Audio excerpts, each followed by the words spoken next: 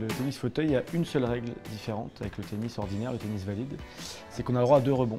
Quand ça a été créé, il y a maintenant plus de 30 ans, le tennis en fauteuil, les fauteuils pesaient plus de 25 kg. Et donc pour que ce soit possible de jouer sur un grand terrain, l'adaptation c'était de créer cette règle des 2 rebonds. Mais on se rend compte aujourd'hui, vu l'évolution et la vitesse à laquelle jouent les hommes et les femmes du circuit international, qu'on joue de plus en plus au premier rebond. Mais sinon, même chose, même calcul de points, 3 sets gagnants, tie-break, voilà, exactement la même chose. En fait, comme le tennis féminin.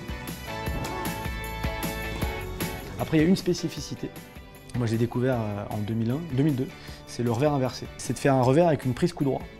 Ce qui nous permet de trouver des angles impossibles, de taper des fois la balle dans le dos, comme ça quand on s'est fait lober, de faire des balles court croisées, de jouer quand la balle elle est là, de ne pas être avec un revers traditionnel bloqué.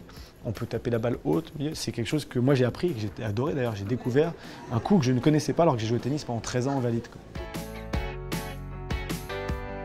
Une des spécificités du tennis en fauteuil, c'est la mobilité. C'est-à-dire qu'il faut toujours être en mouvement, on ne peut pas tricher. Il n'y a pas de pas chassé, il n'y a pas de petits pas, il n'y a pas de saut en arrière. Si on est mal placé, si la balle est trop proche de nous, on est dans une situation compliquée. Donc, en fait, imaginez de faire des 8. Vous êtes en fauteuil, vous faites toujours des 8. Vous rentrez dans le terrain, vous faites un coup, vous êtes directement en pivot, vous êtes dos au terrain, vous regardez derrière où la balle va être et vous repartez. Ce qui fait que quand à un moment la balle elle est loin, vous êtes déjà en train de pivoter, vous êtes déjà en mouvement et là vous pouvez relancer le fauteuil. Et c'est vrai que c'est très beau à regarder parce que ça bouge des 8 dans tous les sens et c'est quelque chose d'assez esthétique, en plus d'être spectaculaire.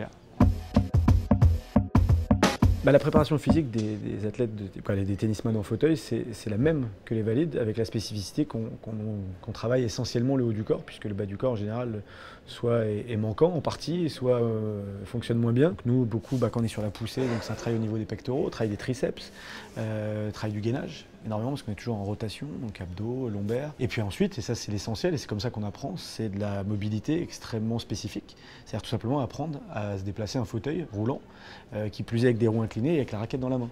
Puisque tennis en fauteuil, beaucoup de gens nous demandent quand ils découvrent si on doit mettre la raquette, si on met le manche entre les dents ou si on le met entre les jambes. Non, on n'a pas le temps. Ça va trop vite, donc on garde la raquette dans la main en permanence. Et ça, c'est quelque chose qui prend des mois, voire des années avant de le maîtriser parfaitement.